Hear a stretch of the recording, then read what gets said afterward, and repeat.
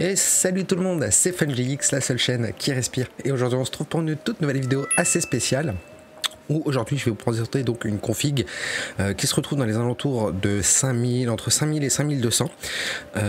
Tout d'abord, je tenais à m'excuser par rapport à ce long trou sur la chaîne où je n'ai pas posté de vidéo, mais bon, je ferai une vidéo explicative, explication auquel je vais m'expliquer par rapport à ça dans une prochaine vidéo. Mais et aussi également je tiens à vous remercier car il y a eu un long délai sans vidéo, mais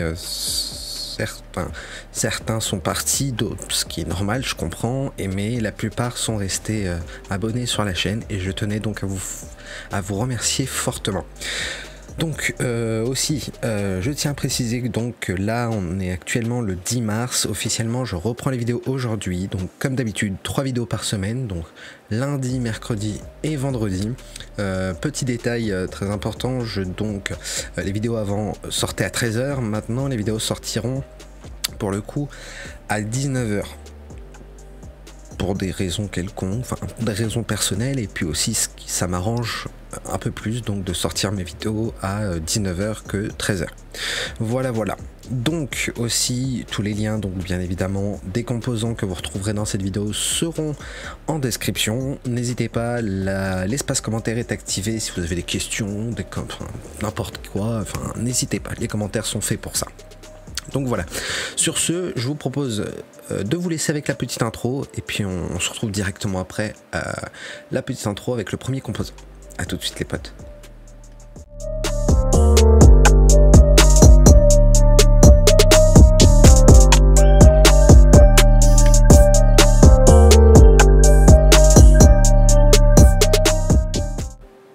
Donc nous revoilà face au processeur, donc le processeur que j'ai choisi donc cette fois-ci, donc un processeur de chez AMD, le Ryzen 7 9800X 3D. Donc très bon processeur pour du gaming, du streaming, un peu de tout, il fait de tout, c'est les derniers processeurs que AMD ont sorti. Donc c'est un CPU cadencé à 4,7 GHz, quand on va dans la fiche technique on peut voir là juste ici, donc fréquence CPU on est à 4,7 GHz et en mode turbo on est à 5,2 GHz. Au niveau des cœurs on en a 8, des threads on en a 16, la plateforme on est sur de l'AMD Zen 5, on a l'IA Ready, donc les processeurs donc de dernière génération, si je ne raconte pas de bêtises, à partir de la série 7000, AMD ont commencé à déployer les processeurs dédiés à l'IA, donc l'intelligence artificielle. Au niveau de l'architecture, le nom du corps, on est sur le nom du cœur, on est sur Granite Ridge AM5. La finesse gravure, on est sur du 4 nanomètres. Le TDP, donc au niveau des watts que consomme ce processeur, donc on est sur du 120 watts. Plus ou moins, bien évidemment, c'est pas 120 watts précis, c'est plus ou moins, ça dépend le CPU. Au niveau du cache là, on est sur du 512 KO. Le cache L2 on est sur du 8 MO et le cache L3 on est sur du 96 MO. Au niveau des compatibilités des chipsets, donc au niveau des cartes mères, on a donc la B650, B650E, X670, la 670 Express, X870, également 870 Express, 840, 850 et la A620. On a un contrôle graphique intégré, on a donc le AMD Radeon Graphics, ça n'a jamais changé chez AMD, du même chez Intel. On a le contrôleur mémoire en DDR5, le type de contrôle mémoire, on est sur du dual channel, comme la plupart des processeurs, donc pareil, ça supporte jusqu'à 5600 MHz, mais on peut monter à 6000 MHz, ça va fonctionner. Au niveau de la virtualisation, on a donc AMD virtualisation, AMD V ils appellent ça, voilà, donc processeur dédié pour du gaming, version boîte, on n'a pas de ventilateur fourni, ça fait un moment maintenant. La garantie commerciale donc auprès de chez LDLC, pour le coup on a 3 ans constructeur. Voilà. Donc au niveau du système de refroidissement, j'ai choisi le Corsair iQ Link H170i RGB de couleur noire. Moi j'ai pris la couleur noire, après rien ne vous empêche de prendre la couleur blanc. Personnellement je trouve que Voilà, je suis resté dans la sobriété, donc le noir avec toute la config qui est noire, voilà. Après bon, je trouve que ça pourrait être aussi pas mal avec un water cooling de couleur blanc. Pour moi, c'est pas choquant. Donc on a un water cooling all-in-one tout en un de 420 mm pour processeur avec éclairage LED ARGB. Donc on a ici le nouveau système de chez Corsair, le système Corsair IQ Link avec un système hub inclus. Donc le Corsair IQ Link, qu'est-ce que c'est? Je vais vous raconter ça à peu près très rapidement, brièvement. C'est un système donc de chez Corsair que Corsair a déployé maintenant, ça fait un petit moment. C'est un système en gros qui permet donc de relier la pompe, les ventilateurs et se retrouve avec un seul câble. Comme vous pouvez l'apercevoir ici, on a un type C et on a deux USB. Donc ces deux USB là en fait permet en fait de connecter les ventilateurs et la pompe au système là, et ce petit système là qu'on retrouve sur le radiateur est relié directement au petit hub fourni dans le bundle pour pouvoir gérer bien évidemment la vitesse de rotation des ventilateurs et le RGB sur Corsair IQ. Donc j'allais dire un truc, je ne sais plus. Oui, voilà. Pour connecter les ventilateurs, c'est tout simple. C'est un système aimanté. Je sais pas trop si c'est aimanté, mais on a l'impression que c'est aimanté. Je dis pas de conneries, vous pouvez aller voir sur le site Corsair, il y aura plus de détails, mais normalement c'est aimanté et il y a un connecteur entre chaque ventilateur, donc un mâle et une femelle, et ça permet en fait de faire la connexion entre chaque ventilateur. Voilà. Donc support du processeur, on a donc de la M4, de la M5. Je vais pas m'attarder à dire chez Intel, vous les avez tous ici. Généralement, il y a la plupart des sockets disponibles du côté de chez Intel. Donc couleur noire, lumineux bien évidemment. On a donc au niveau des connecteurs, on a un connecteur LED RGB adressable bien évidemment en 4 pins femelles. Ça c'est donc le PWM. Donc le LED RGB adressable, je précise bien, c'est le connecteur RGB 5 volts à 3 connecteurs.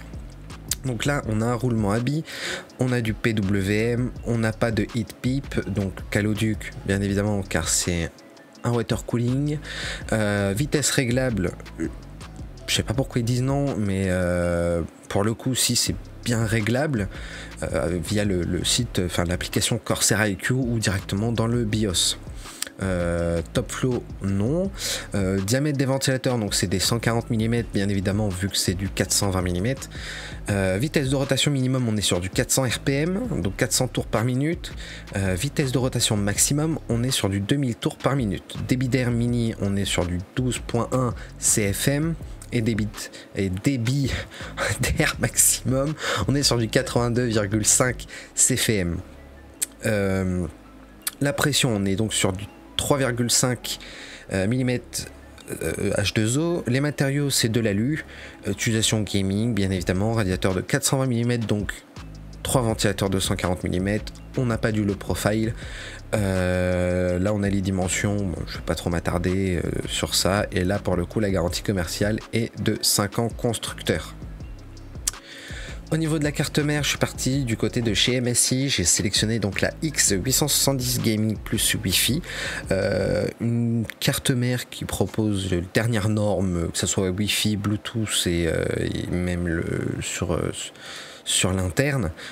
Donc là, c'est une carte mère assez sobre, pas de RGB dessus, hein, comme vous pouvez le voir. On va retrouver donc pas mal de connectiques, donc les deux connecteurs pour alimenter la carte mère. On va retrouver du CPU fan, du pompe fan, du sys fan. Ici également, on a deux. Ici, on a les LED pour le SDBug LED. En gros, c'est pour le démarrage de la carte mère. On a ici donc bien évidemment, comme vous pouvez le voir, le RGB 5 volts. Donc c'est ce connecteur là que vous pourriez utiliser par exemple pour connecter vos ventilateurs. Le RGB de vos ventilateurs du water cooling. On va retrouver donc l'alimentation 24 pins de la carte mère également. Ici on a un USB type C interne. On a donc ici 4 SATA au total, on a de l'USB 3.0. On va retrouver ensuite le front panel. Ici on va retrouver encore un connecteur RGB 12 volts, un autre RGB 5 volts, donc RGB adressable. On a du 6 fan également sur le bas, de l'USB 2.0, on a un connecteur PCI Express supplémentaire.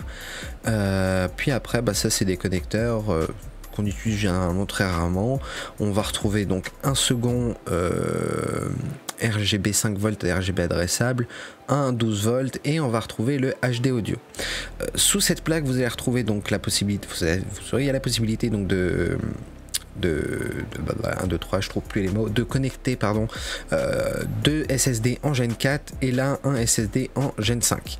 Là on a donc un PCI Express en 16X de 5e génération. Là on a donc 3 même PCI Express, que je vous dise pas de bêtises, PCI Express pareil en 5.0 16X. On va y aller directement dans la fiche technique, ça va être plus simple. Donc on va retrouver le 5.0 16X qui sera entouré donc d'un renfort métallique juste ici, donc c'est celui plus en haut, et on va retrouver donc un PCI Express 4.0 16X qui est juste ici, c'est celui-ci, et on va retrouver donc 2 autres PCI Express 3.0 16X et qu'on va retrouver ici et ici. Au niveau donc du processeur, c'est le socket donc M5. Ensuite on a les emplacements pour la DDR5 juste ici. On a 4 slots. On peut monter jusqu'à du 6000 MHz comme ce que je vous ai dit au début de la vidéo avec le processeur. De toute façon la carte mère elle monte elle monte jusqu'à 7800 MHz, même pas, même plus, 8200. C'est un peu un bazar là leur truc, donc c'est un peu compliqué de s'y retrouver, mais elle monte jusqu'à 8200 MHz, ce qui est plutôt pas mal pour une carte mère. La capacité maximum en RAM, elle est donc de 256 Go et on a une capacité maximum par slot bien évidemment donc de 64 Go. Contrôle graphique intégré non, compatibilité cœur graphique intégré au CPU oui, ça on a déjà dit. On a le type de multi GPU, on n'en a pas sur cette carte mère malheureusement. On a le chipset audio intégré, donc c'est le Realtek ALC 897. Nombre de canaux audio, on en a 8. Nombre de ports contrôleurs Ethernet, c'est le Realtek RTL 8126. Norme réseau, on va retrouver donc du Wi-Fi 7 et le fameux 5 GBE, donc le connecteur Ethernet le plus puissant qu'on va retrouver actuellement sur le marché sur les cartes mères les plus récentes, qui permet donc de connecter en Ethernet et de pouvoir posséder le Wi-Fi 7. On a donc le Bluetooth 5.4 et on a bien évidemment le Wi-Fi qu'on va retrouver ici avec cette petite antenne là qu'on va retrouver dans le bundle de la carte mère. Ensuite à l'arrière on va très brièvement passer ça parce que bon on connaît tous. On a donc le bouton flash BIOS, le bouton clear CMOS, on a un HDMI, un USB type C, un USB 3.0. on va retrouver ensuite 2 autres USB 3.0 plus un en bas avec le deuxième type C. On va retrouver ici donc 4 USB 2.0 pardon, avec le fameux donc connecteur Ethernet dont je vous ai parlé juste à l'instant avec le Wi-Fi 7. On va retrouver donc les 2 antennes ici pour connecter l'antenne Wi-Fi et on va retrouver ensuite les ports jack pour micro et casque. Voilà. Donc au niveau de la carte, des barrettes de RAM, j'ai sélectionné donc la Kingston Fury Based RGB, donc 32 Go de RAM, cadencé à 6000 MHz, CL30. Franchement, à l'heure actuelle, il n'y a pas besoin de plus de 32 Go de RAM. 16 Go de RAM déjà, c'est bien, mais 32 Go de RAM, on va dire c'est plus pour le confort. Même si bon, au fil du temps, plus les jeux avancent, ils demandent un peu plus de RAM, mais bon, 16 Go, on peut jouer encore à plein de jeux, même les derniers jeux qui viennent de sortir ne demandent pas autant, mais c'est vraiment pour de la tranquillité. Si vous souhaitez stream par exemple à côté, 32 Go sera meilleur que du 16 Go. Donc là, c'est 2 barrettes de 16 Go, bien évidemment, on est sur du Kingston, marque très répandue. Franchement, pas grand chose à dire dessus, je vais pas trop m'attarder non plus dessus. Il y a du RGB, c'est sobre, c'est classique. Que demander de plus quoi. Au niveau donc de la carte graphique, je suis parti sur la MSI GeForce RTX 5090, donc de 32 Go. La Gaming Trio OC, donc overclocké d'usine. On est donc sur du 32 Go en mémoire graphique. On a du GDDR7, de l'HDMI et 3 DisplayPort. On a le DLSS 4 et le PCI Express, bien évidemment, donc de la carte mère, de la carte graphique, pardon. On va retrouver donc 3 ventilateurs qui tournent du même sens. On va retrouver un peu de RGB sur la backplate, sur le côté ici, sur l'avant. On a ici le logo qui est très magnifique, je trouve personnellement. Je ne sais pas vous, n'hésitez pas à me le dire en commentaire. Moi personnellement, cette carte graphique m'a vraiment tapé dans l'œil. On va retrouver ensuite ici le connecteur 12 VHPWR. Et à l'arrière, on va retrouver donc les 3 DisplayPort et l'HDMI de la carte graphique. Au niveau de la fiche technique de la carte graphique, on est en fréquence boostée, bien évidemment, on est sur du 2497 MHz. Le PCI Express, on est en 5.0 16X, donc la toute dernière génération qu'on va retrouver pareil sur les dernières cartes mères. Le processeur de flux, on a 21760, on a l'IA Ready, on a le support DirectX, donc la version 12, on a le multi GPU, on n'en a pas, et la résolution de jeu optimale est jusqu'à du 4K. Après, bon, je vais pas trop m'attarder. La HD Ready, on l'a, comme ça fait un moment avec Nvidia. On a la résolution 4K UHD, la VR Ready, donc la réalité virtuelle. On n'a pas la Virtual Links, par contre, pour le coup. Nombre d'écrans, on peut en connecter 4. Norme HDMI, on est sur du 2.1 B. Nombre DisplayPort 2.1 B. Les connecteurs d'alimentation, on a le donc PCI Express 16 broches, le 12 VHPWR que je vous montrerai sur l'alimentation, que vous allez retrouver donc sur le côté de la carte graphique. Au niveau donc du stockage, j'ai choisi donc le Kingston Fury Renegade de 2 Tera. Pour une personne lambda qui compte que jouer sur sa config, franchement il en faut pas plus. Après, si bien sûr vous comptez rec des vidéos, faire du stream et que vous gardez vos rediffs, là pour le coup, je vous conseille de prendre un SSD par exemple de 500 Go ou de 1 Tera pour votre système d'exploitation, et à côté vraiment mettre un gros disque dur de 4 Tera. Moi personnellement, c'est ce que j'ai un gros disque dur Seagate Barracuda de 4 Tera pour tout ce qui est rediff et rec, montage, etc.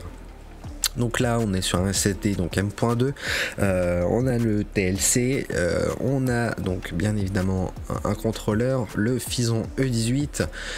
Au niveau de la vitesse de lecture, on est sur du 7300 MO par seconde, vitesse en écriture on est sur du 7000 MO par seconde. Ensuite on va retrouver quoi d'autre, les dimensions, la garantie constructeur commerciale, on est à 5 ans, constructeur.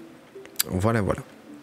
Au niveau du boîtier, donc j'ai sélectionné le boîtier Lianli O11D Evo RGB de couleur noire. Pareil, un boîtier assez classique, un boîtier cube qu'on retrouve dans beaucoup de commerçants. On va retrouver donc en haut et en bas une bande LED avec ici un USB-C, 2 USB 2.0 et un port jack, ce qui reste assez classique pour un boîtier. Donc là on a la forme d'alimentation, on est sur de l'ATX ou de l'EPS, format moyenne tour, utilisation gaming. On a donc du verre trempé, de l'acier et de l'aluminium. Pardon. On va retrouver donc les dimensions de carte mère mini ITX, micro ATX, ATX et EATX. Alimentation fournie, non, bien évidemment. Ensuite, qu'est-ce qu'on a? Filtre à poussière, on n'en a qu'un seul. Ensuite, emplacement de connecteurs sur la carte mère, des connecteurs standards. On a donc nombre de slots PCI, on en a 7. Du low profile, pour le coup, non. Nombre d'emplacements pour disque dur 2 pouces et demi, on en a 2. Et nombre d'emplacements pour disque dur de 2 pouces et demi ou 3 pouces et demi, on en a 4. Donc voilà, la description des baies, donc on va retrouver sur le côté, on peut mettre donc soit 4 2 pouces et demi ou 2 3 pouces et demi. Cage de disque, on va retrouver donc 2 emplacements pour 2 disques durs 2 pouces et demi ou 2 disques durs 3 pouces et demi, et derrière la carte mère on va retrouver donc 2 emplacements pour 2 disques durs en 2 pouces et demi. Emplacement des ports d'extension, on est sur de la façade. On va retrouver donc l'USB 3.0, 3.1 type C et le jack en façade. Nombre de ventilateurs, nombre d'emplacements pour ventilateurs à l'arrière 120 mm, nombre d'emplacements pour le latéral, on a 320 mm ou 340, pour le dessus on est pareil sur 320 ou 340 pardon. Et au-dessous, on va retrouver donc 3 emplacements pour 3 ventilateurs en 120 mm ou en 140 mm. Donc du coup, on a fait le tour. On a ensuite les dimensions, les emplacements radiateurs à IO. Les radiateurs, on peut en mettre donc un 280, 360, 240, 420 et au-dessus 240, 360 ou 420. Au niveau de l'alimentation, donc on va retrouver donc la MSI MEG AI 1300P en PCIe 5, alimentation 100% modulaire, certifiée 80+ Platinum, une alimentation de 1300 watts, là pour le coup elle n'est pas disponible, elle sera disponible dans plus de 15 jours, il mentionne ici, normalement on est une date pour le 01/05/2025, donc bon, si vous êtes pressé d'avoir votre config, prenez une autre alimentation, mais faites attention aux normes, car toutes les alimentations ne fournissent pas le 12 VHPWR. Donc, alimentation pareil,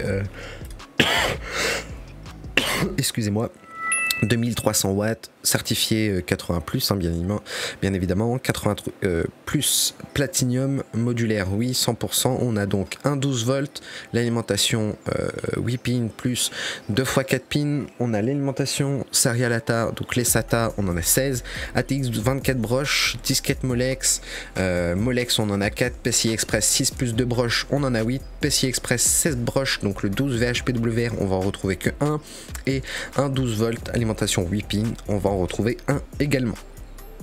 Donc du coup, qu'est-ce qu'on a? Taille de ventilateur, on est sur du 135 mm, silencieux, oui, type d'alimentation PC. Bien évidemment, on a donc format d'alimentation, c'est ATX EPS, comme toutes les cartes mères, j'allais dire, mais non, les alimentations qu'on retrouve sur le marché, bien évidemment, sauf les normes, il y en a plusieurs, hein, je dis pas que voilà, mais il y a d'autres formats d'alimentation, mais généralement on va retrouver dans une config lambda de l'ATX. Donc ATX 3.0, on a le multi GPU Crossfire X, le SLI, le 3-way Crossfire X et le 3-way SLI. Utilisation type ordinateur de bureau, bien évidemment. La dimension, donc hauteur 86 mm, largeur 150 mm et longueur 160 mm, garantie commerciale 10 ans, constructeur. Donc là, comme vous pouvez le voir, on a le ventilateur de 135 mm qui est juste ici, bien aéré, avec de grandes ouvertures. On a donc là le bloc d'alimentation qu'on va retrouver ici. On a ici donc le 12 VHPWR, les connecteurs PCI Express qu'on va retrouver juste ici. Donc là, comme vous pouvez le voir, on a 1, 2, 3, 4, 5, 6 connecteurs PCI Express. On a 2 connecteurs CPU. On va retrouver ensuite 4 connecteurs SATA et Molex. Et on va retrouver donc le fameux ATX 24 broches. Là, on a un petit câble d'alimentation qui nous permettra donc de gérer directement via le site MSI Center le fameux ventilateur qui se trouve juste ici. Donc voilà les petits potes, c'est la fin de cette vidéo, j'espère qu'elle vous aura plu. N'hésitez pas à vous abonner si ce n'est pas encore fait, lâchez votre plus gros pouce bleu, l'espace commentaire est activé, si vous avez des questions n'hésitez pas, si vous avez besoin d'aide ou autre, pareil, n'hésitez pas, les commentaires sont faits pour ça. Sur ce, je vous dis ciao et à une prochaine vidéo les potes.